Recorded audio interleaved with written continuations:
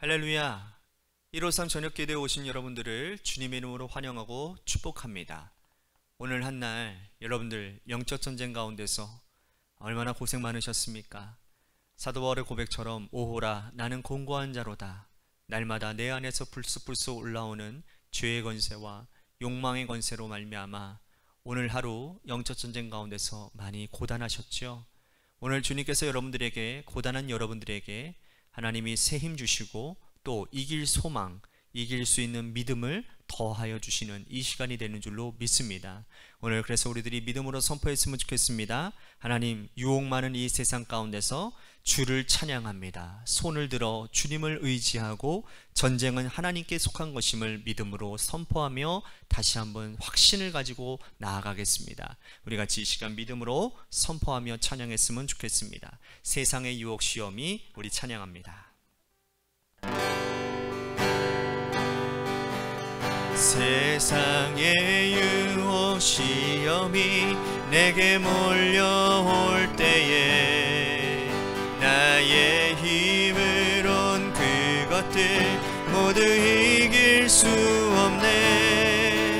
거대한 폭풍 가운데 위축된 나의 영혼 어찌할 바를 몰라 헤매이고 있을 때 주를 찬양, 손을 들고 찬양. 전쟁은 나에게 속한 것 아니니 주를 찬양, 손을 들고 찬양. 전쟁은 하나님께 속한 것이니 거짓과 속임수로 가득 찬 세상에서 어디로 갈지 몰라 머뭇거리고 있네. 공중의 권세 잡은 자 지금도 우리들을 실패와 절망으로 넘어뜨리려 하네. 주를 찬양, 손을 들고 찬양. 전쟁은 나에게 속한 것 아니니 주를 찬양, 손을 들고 찬양. 전쟁은 하나님께 속한 것이니 주위를 둘러보면 아무도 없는 듯 믿음의 눈을 들면 보이는 분 계시네. 지금도 내 안에서 역사하고 계시는 사망과 어둠의 권세 물리치신 예수님, 주를 찬양, 손을 들고 찬양. 전쟁은 나에게 속한 것 아니니 주를 찬양,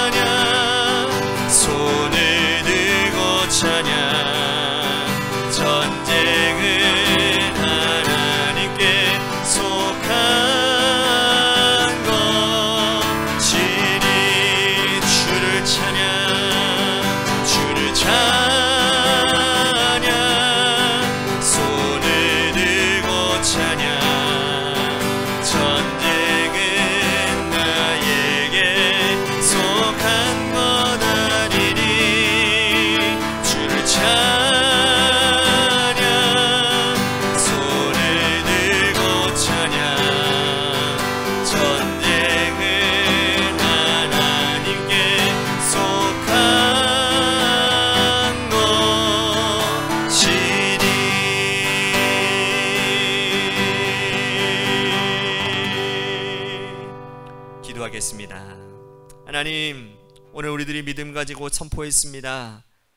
주를 들고, 주님, 우리가 손을 들고 우리의 모든 영적 전쟁에 하나님 승패가 걸린 분은 바로 우리의 대장 되신 예수 그리스도임을 선포했습니다.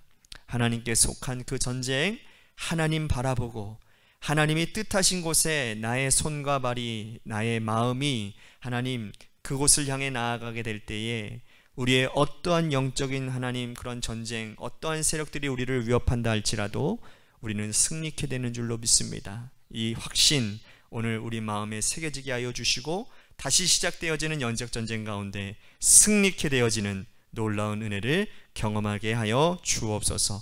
사랑이 많으신 예수님 이름 받들어 간절히 축복하며 기도하옵나이다. 아멘. 오늘 이 저녁 시간에 하나님이 우리에게 주신 말씀 보도록 합니다. 로마서 7장 21절부터 마지막 절인 25절 말씀까지 보겠습니다. 로마서 7장 21절에서 25절 말씀까지 우리 같이 한 목소리로 다 함께 봉독하도록 하겠습니다. 시작.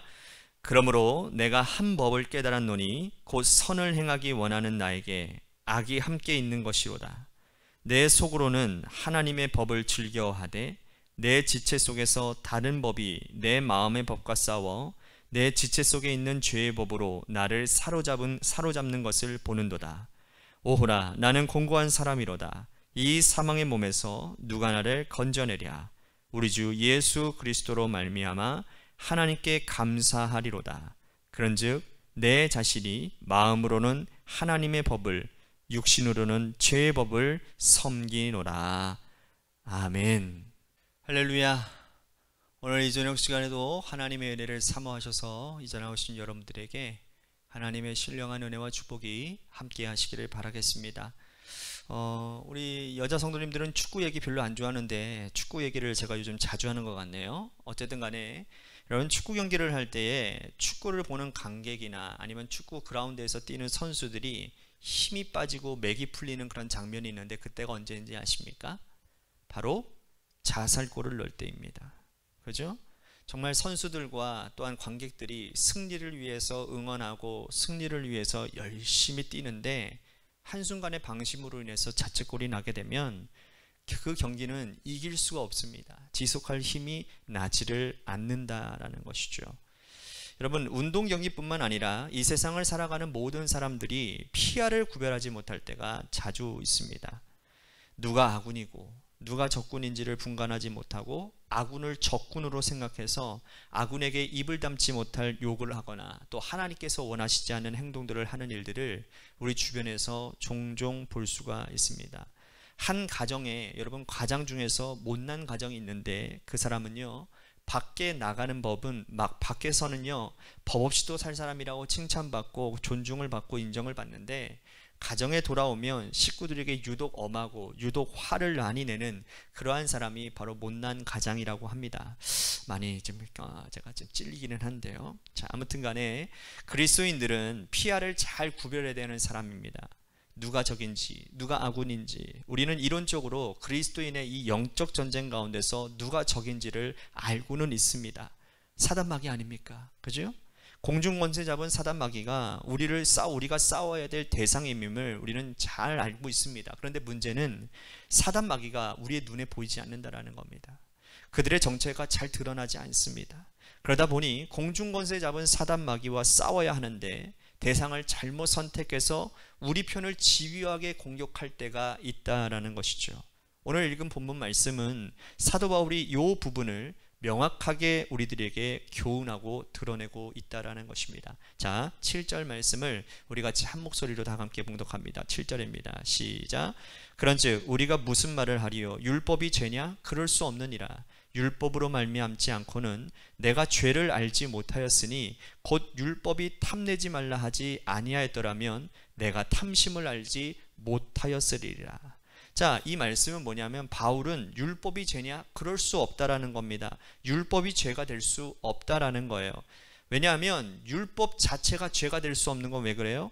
율법으로 인해서 우리들이 죄를 지었는지 안 지었는지를 깨달을 수가 있다는 겁니다. 뿐만 아니라 그 율법은 하나님이 태초에 인간에게 주신 하나님의 말씀이기 때문에 그렇습니다.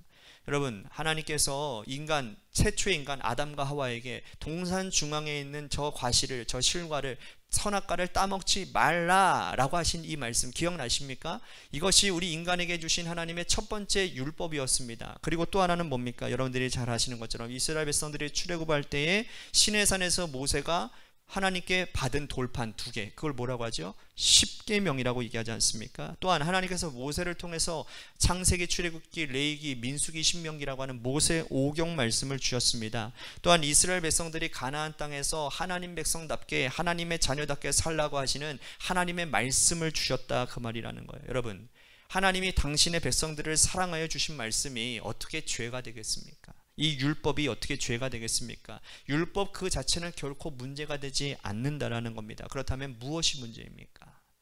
율법 때문에 문제가 되는 사람들이 굉장히 많이 있지 않습니까? 율법이 뭐가 문제입니까? 자, 8절 말씀을 다 같이 함께 봉독합니다. 시작. 그러나 죄가 기회를 타서 계명으로 말미암아 내 속에서 온갖 탐심을 이루었나니 이는 율법이 없으면 죄가 죽은 것입니다. 11절 말씀도 우리 한번 읽어볼까요? 11절 시작. 죄가 기회를 타서 계명으로 말미암아 나를 속이고 그것으로 나를 죽였는지라. 자, 2번 연속 이렇게 똑같은 표현이 나오고 있어요. 죄가 기회를 탔다. 그죠? 여기 공통적으로 생략된 말이 있는데 뭐냐? 죄가 누구를 통해서 기회를 탔다라는 말이 빠져 있을까요? 누구를 통해서 기회를 탔을까요? 바로 율법을 운용하는 사람들을 통해서 기회를 탔다라는 겁니다. 즉 율법 그 자체가 문제가 아니라 율법을 적용하고 율법을 손에 들고 전하는 사람들이 문제다, 그 말이라는 거예요. 예수님 시절의 유대 종교자들을 생각해 보십시오. 그들이 얼마나 악한 자들이었습니까? 하나님의 말씀을 요리 빼놓고 저렇게 해가지고 이걸 가지고 자신들의 이익을 탐했던 사람들 얼마나 많습니까? 이 율법을 가지고 사람들을 올고와 매는 일들을 얼마나 많이 했습니다. 그런데 문제가 무엇입니까? 율법 때문에 힘들다고 생각하는 사람들이 문제라는 것이죠. 사실 율법 자체는 선한 것이고 하나님께서 주신 것인데 이 율법을 적용하고 율법을 운용하는 사람들이 잘못되어졌는데 백성들이 느끼기에는 율법 때문에 우리들이 이렇게 고통받는다라고 생각한다는 게 문제라는 겁니다. 자, 바로 사단이 이걸 노리는 거예요. 백성들은 율법 무용론을 주장합니다. 율법은 악한 것이다. 율법 때문에 우리들이 죽을 것 같다. 사람들은 사람들 눈에는 눈에 보이는 율법이 문제라고 생각한다는 거죠. 영적으로 그들이 깨어있지 못하기 때문인 것입니다. 율법을 운영하는 사람들, 그들의 마음속에 들어가 있는 악한 사단막이 그를 뒤에서 조종하고 있는 공중권세 잡은 사탄이 문제인데 사람들은 율법 자체가 문제라고 생각하며 그래서 율법에 대해서는 하나님의 말씀에 대해서는 아예 마음을 열려고 하지 않는다는 겁니다. 여러분, 이것이 오늘날 우리들에게도 수없이 많이 일어나고 있는 문제라는 사실 아십니까? 이 일 때문에 사람들이 교회를 떠납니다. 교회 공동체는 더 이상 내가 이곳에서 신앙생활하기 힘들다고 많은 성도들이 교회를 떠나갑니다. 여러분, 교회 자체가 잘못된 것입니까? 교회 자체는 선한 것 아닙니까? 하나님께서 그리스도를 통해서 핏값 주고 사신 곳이 바로 교회 공동체인데 말입니다. 교회의 머리는 예수 그리스도이십니다. 우리는 그 몸의 지체가 되었습니다. 그래서 교회는 죄가 아닙니다. 교회 그 자체로는 문제가 없는 겁니다. 다만 교회를 통해서 자신의 이권을 주장하는 사람들이 문제라는 거죠. 수많은 목회자들, 수많은 중직자들, 또한 그것들로 인해서 교회를 수단화하려고 하는 것들이 그들의 문제라는 것이지요. 그런데 그것을 당하고 있는 사람들은 영적으로 눈이 떠져 있지 않으면 교회 자체에 문제가 있다라고 생각하고 교회를 떠나간다라는 겁니다. 하나님의 말씀과 등진다라는 거예요. 사단이 그걸 노린다라는 것이죠. 여러분, 인류 최초의 살인사건이 뭡니까? 가인이 동생 아벨을 죽인 겁니다. 무엇 때문에 이런 일이 일어났죠? 예배드리다가 이런 일이 일어나지 않았습니까? 여러분, 하나님께서는 가인의 제사를 받지 아니하시고 아벨의 제사를 받았어요. 화가 났습니다. 가인은 분노의 치를 떨었습니다. 왜요? 비교의식에 사로잡혔죠. 그는 예배드리다가 분노를 느꼈고 그 분노를 동생을 향한 살인으로 풀어버립니다. 예배 자체가 잘못된 것일까요? 예배가 죄가 된 것입니까? 하나님은 그 때문에 예배를 폐한 적이 없습니다. 예배를 살인으로 몰고 간 이 가인이 문제였고, 교회를 이 지경으로 만들어 온 사람들이 문제였고, 율법을 모든 사람들이 싫어하게 만든 율법을 운영하는 사람들이 문제였다, 그 말이라는 거죠. 이제 우리가 싸워야 될 대상들이 분명해집니다. 바로 사람입니다. 사람이라고 무조건 싸워서는 안 되죠. 우리 자신의 내면을 먼저 봐야 됩니다. 내가 사단의 권세에 휘둘리지 않도록, 내 내면에 사단의 권세가 이리저리 좌우하지 않도록 우리 자신과 먼저 싸워야 합니다. 타인과 싸우라는 말이 아니라 각자가 내 마음속에 있는 이 악한 영들과 싸우고 내 마음속에 이 선한 의지를 붙들도록 해야 된다는 것이죠. 이것이 가장 중요한 성화의 한 과정이라는 겁니다. 바울은 이 과정을 이렇게 표현하고 있습니다. 오늘 우리들이 읽은 본문 말씀이에요. 23절과 24절 말씀 함께 읽겠습니다. 시작. 내 지체 속에서 한 다른 법이 내 마음의 법과 싸워 내 지체 속에 있는 죄의 법으로 나를 사로잡는 것을 보는도다. 오호라, 나는 곤고한 사람이로다. 이 사망의 몸에서 누가 나를 건져내랴. 바울이 이렇게 고백하는 이유가 뭡니까? 그의 실존적 고백 아닙니까? 바울이 지금 자기 스스로를 곤고한 사람이라고 고백하는 이유가 뭡니까? 그가 자기 속에 있는 죄의 욕망과 싸우다가 피곤하고 지치고 때로는 힘이 겨워서 곤고한 사람이 된 자신의 실존을 이렇게 고백하고 있다는 겁니다.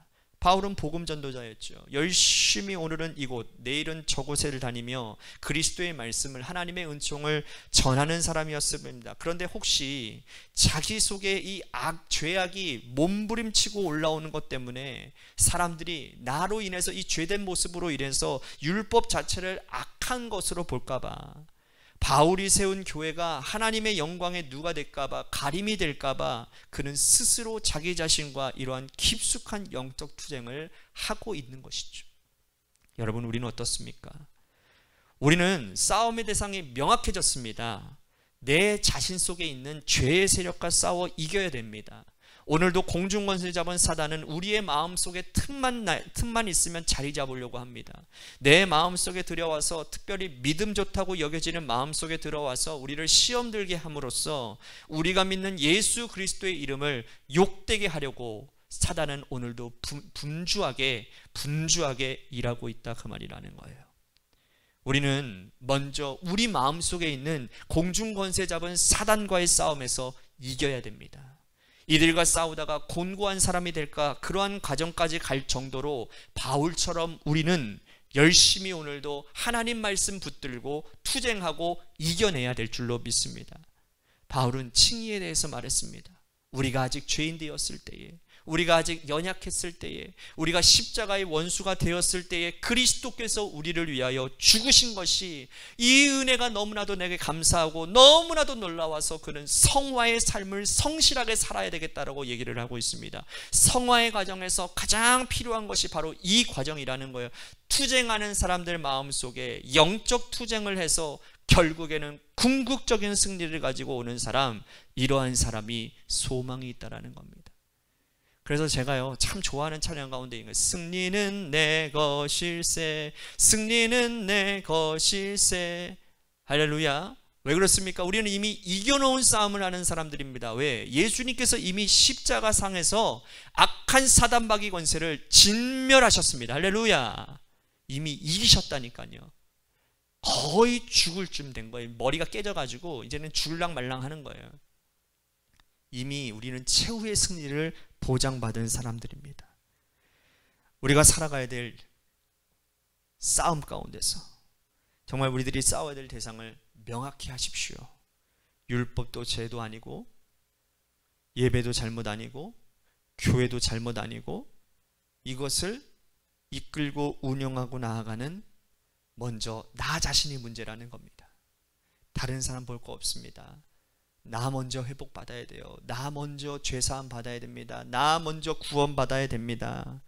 그래야 나 한 사람으로 인해서 하나님의 나라가 이 영적 전쟁에서 승전가를 외치는 놀라운 은혜가 되는 줄로 믿으시기를 바라겠습니다.